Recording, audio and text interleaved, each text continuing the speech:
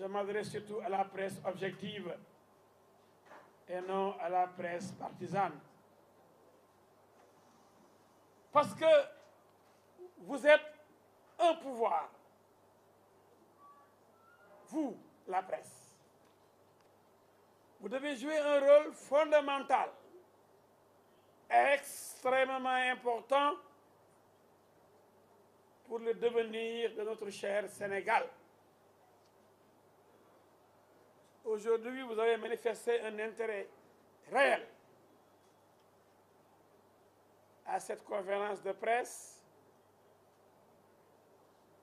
qui, comme vous le savez, avec M. El Hadji Diouf, ne sera jamais transformée en simple déclaration de presse.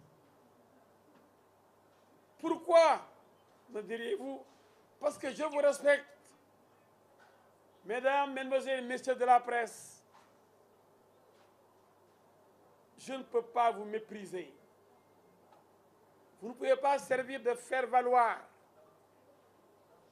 Vous êtes de dignes fils de ce pays, avec un métier qu'on appelle quoi? Qu'on appelle journalisme, la recherche, la collecte d'informations qu'on doit mettre à la disposition du public pour éduquer, informer, former. Vous êtes un maillon essentiel de cette chaîne qui doit asseoir un État, le fortifier pour l'amener vers les sommets. Mesdames, Mesdemoiselles, Messieurs, les journalistes, l'heure est grave. Si je le dis, ça me rappelle l'université et nos années d'étudiants révolutionnaires dans les grandes AG, les assemblées générales qui décrétaient les mots d'ordre de grève. L'heure est grave pour notre pays parce que l'Iran qui ñak bi la jëm, ce serpent qui s'est bien tué, il est là. Le monstre, il est là. Il s'appelle Ousmane Sonko, pas de détour. Je ne lui ferai jamais de cadeau parce que demain, mes enfants, mes petits-enfants vont se poser des questions. Où était notre papa? Où est notre grand-père? Quand Hitler cherchait le pouvoir, Hitler noir, Hitler Sonko cherchait le pouvoir. Où était-il notre grand-père, notre père, lorsque ce garçon insolent, arrogant, menteur, manipulateur, jusqu'à être renvoyé du prestigieux service des impôts et domaines, parce qu'il ne peut pas garder le secret professionnel.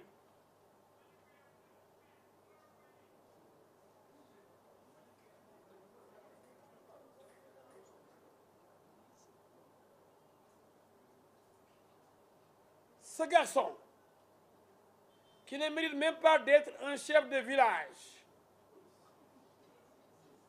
qui était juste plus forest à l'Assemblée nationale, a profité d'une situation, notamment l'absence de Karim Meïssa Wade et de Khalifa Sall aux dernières élections présidentielles. Donc, 8% de Khalifa, 7% de Karim, plus Forest, ça fait 15 à peu près. Et depuis, il y a des Sénégalais, excusez-moi, tarés, d'autres inintelligents, qui pensent qu'il doit être président de la République. Ah bon? Un concours de circonstances lui a permis d'avoir ses 15%. Il reste combien? 85%. Et d'aucuns le voient déjà président. Oui, vous pouvez rêver. Et certains ont commencé à lui faire la cour.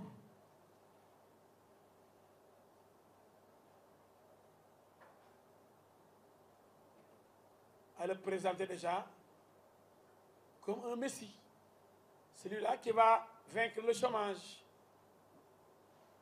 Celui-là qui s'est proclamé déjà parce que c'est un manipulateur anti-système. Et il a trompé cette jeunesse à laquelle je m'adresse, jeunesse de mon pays.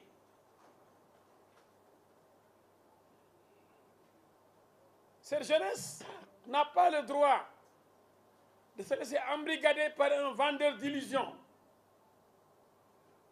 un menteur, un manipulateur qui s'appelle Ousmane Sonko. Il se dit anti-système. Allons-y. Je vais parler d'Adji Sarr, ne vous en faites pas. C'est une introduction pour montrer l'homme, le présenter, avant d'aborder les questions attendues par l'ensemble du peuple sénégalais. Je vous présente l'homme, le manipulateur, qui dit que fusiller les présidents qui étaient là, Senghor, Abdou Diouf, Abdoulaye Wade, Macky Sall,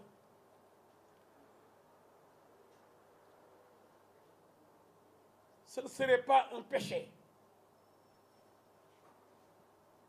Donc il est pour l'assassinat de Abdou Diouf, de Abdoulaye Wade et de Macky Sall. Et il propose à une jeunesse démunie, pauvre, qui prend les pirogues de la mort pour aller en Espagne ou en Italie. Il prend en otage ces jeunes en leur disant que lui, s'il était là, ils auraient, ces enfants-là, un emploi et ils seraient plus heureux.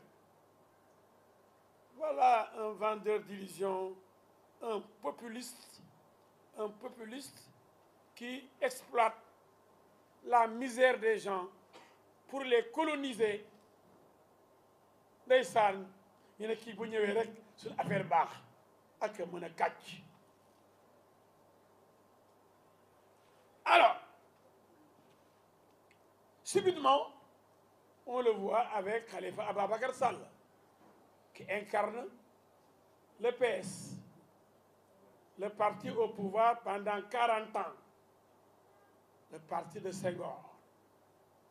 Khalifa Sall lui-même, un boy, un enfant de Senghor. Après, on le voit avec qui? Abdoulaye Wade dans Wallou. Il avait dit qu'il ne voulait pas prendre même l'appel de Karim Meïssa Wade, parce qu'il s'est exilé au Qatar, parce que Karim Wade symbolise le système. Mais je pose une question simple à mes chers concitoyens. Est-ce que ce garçon est digne? Est-ce que cet homme est sérieux? Il dit qu'il combat le système. Et maintenant, il est dans le système. C'est parce qu'il n'a jamais quitté le système. Il manœuvrait, il manipulait. Mais de on a fini par comprendre que lui-même était le système. Aux impôts et domaines. Cœur du système. Il s'occupait des terrains pour s'enrichir. Et nous avons les documents avec nous. Le moment venu, tout sera mis sur la table.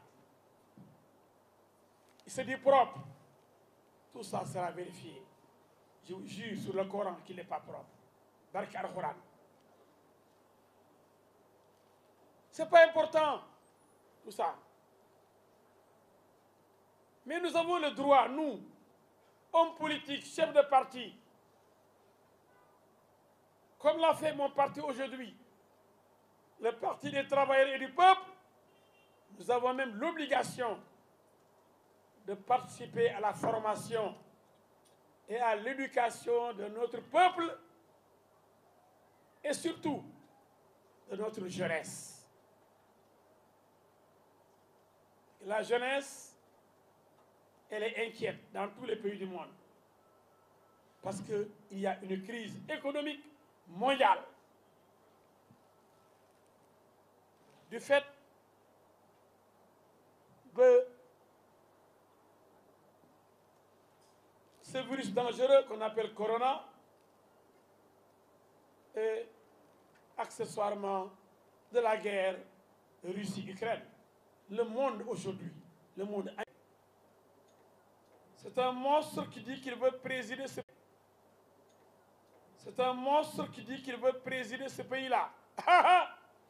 Quel Sénégalais va accepter que quelqu'un qui n'est pas encore arrivé au pouvoir menace les chefs religieux, menace les ministres, menace les présidents, menace les juges, menace les procureurs, alors qu'on nous a toujours parlé de séparation des pouvoirs. Alors comment un président, Yàlla bu ko nekk jamais, peut-il dire, je prends comme ça, c'est une hypothèse, que je vais me venger, je vais arrêter des présidents, des ministres, des juges, des procureurs. Mais donc un président, il a tous les pouvoirs. Il a aussi les pouvoirs judiciaires. Et pourtant, on a toujours parlé de séparation des pouvoirs. Ouais, gars, mes chers amis, qui dit tout le temps qu'il n'a pas confiance